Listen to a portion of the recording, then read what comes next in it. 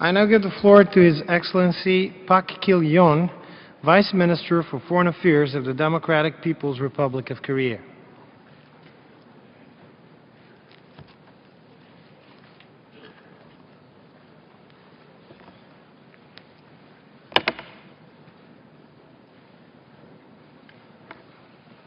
의장 선생, Mr. President, allow me to congratulate you on your election as President of the 67th Session of the United Nations General Assembly, and I expect your proficient stewardship will lead this meeting to success.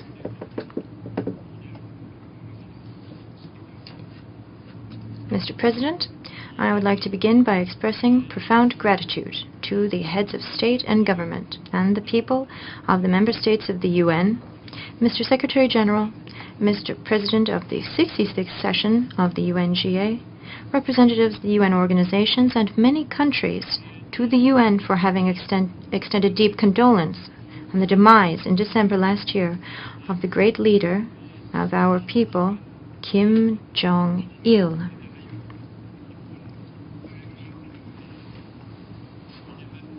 General Kim Jong-il devoted tireless efforts until the last moment of his life to firmly safeguarding dignity and sovereignty in our country, prosperity and happiness of the people, as well as to accomplishing the cause of global independence and world peace and stability. Today, having held dear respected Marshal Kim Jong-un as the supreme leader of the party, state, and army, our people are striving to build a prosperous and powerful socialist state. Dear respected Marshal Kim Jong-un safeguards peace and stability of the Korean Peninsula by succeeding the Sangun politics of General Kim Jong-il in good faith and wisely leads the general advance march for developing economy and improving people's livelihoods, devising the development strategy of our own style and innovative methods with his insight into the world.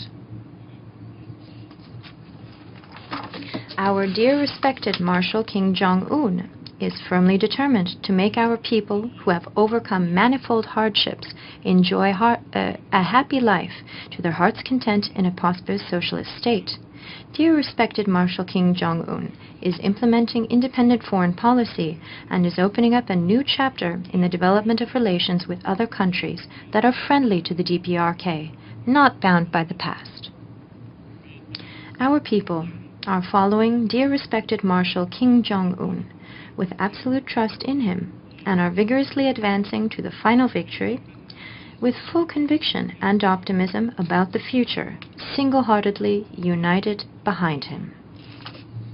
Mr. President, the founding of the United Nations in the last century gave hope to mankind, which went through a tragic world war, the hope that it would achieve common prosperity by ensuring peace and security and developing cooperation between states based on the principle of sovereign equality. Over time, and even today, after the elapse of the first decade of the new century, the desire of mankind has yet to be achieved.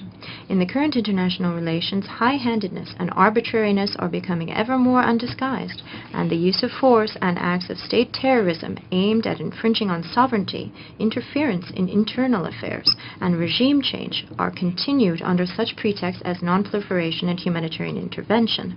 We are now witnessing the resurrection of the outdated international relations of the first half of the 20th century, when a handful of great powers dominated the world by resorting to the use of force, and this resurrection tarnishes the credibility of the UN, whose mandate is to ensure global peace and security.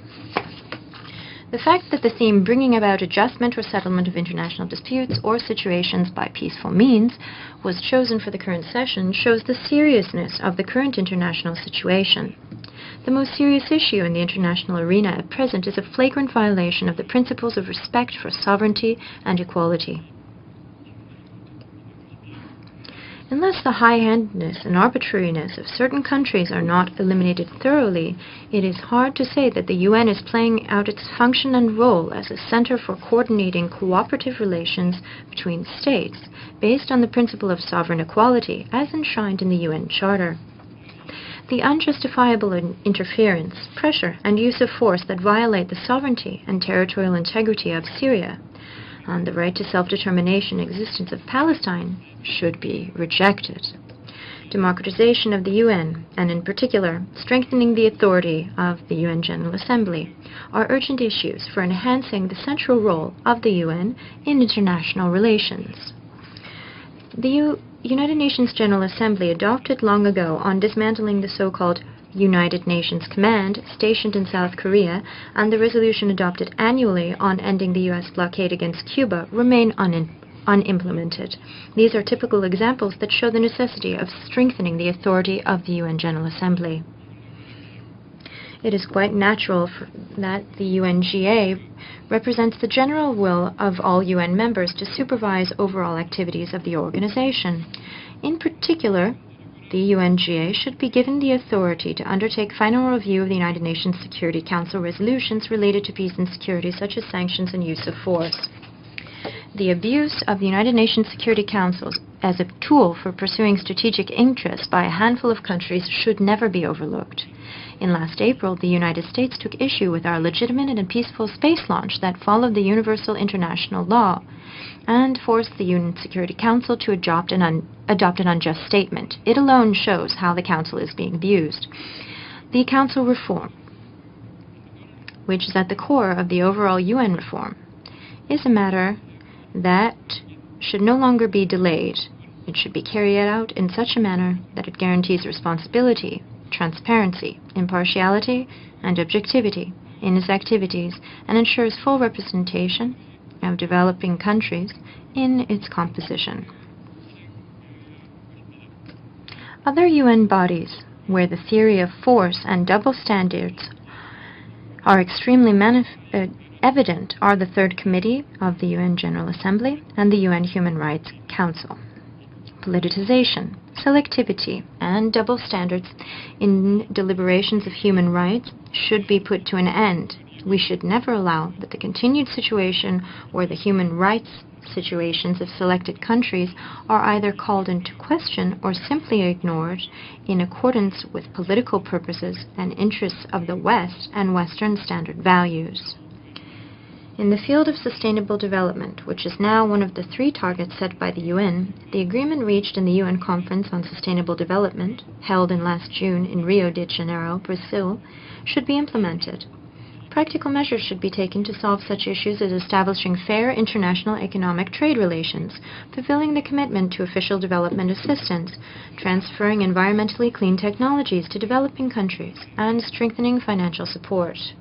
Mr. President, today, due to the continued U.S. hostile policy towards DPRK, the vicious cycle of confrontation and aggravation of tensions is an ongoing phenomenon on the Korean Peninsula, which has become the world's most dangerous hotspot where a spark of fire could set off a thermonuclear war.